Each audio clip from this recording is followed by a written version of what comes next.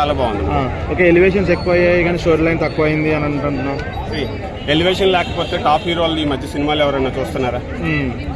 ఏ cinema అయినా elevation లేకుండా hit అయిన మూవీ ఒకటి చెప్పండి. ఇప్పుడు రీసెంట్ ఉన్న మన టాప్ హీరోస్ ఎవరినైనా తీసుకోండి.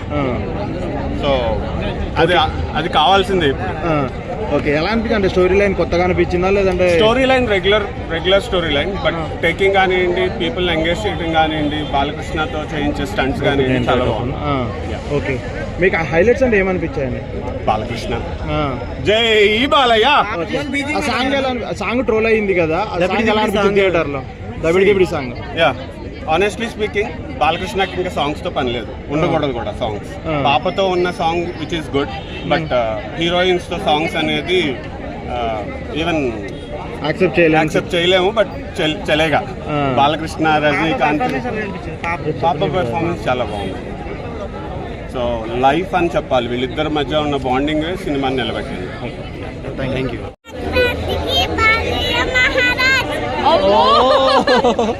నీకు దబిడి దిబుడు బాగా నచ్చిందా? బాగుందా?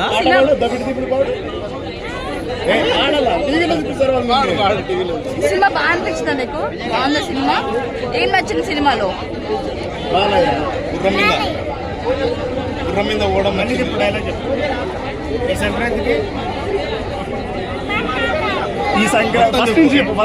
ఈ సంక్రాంతికి బాలయ్య మహారాజ్.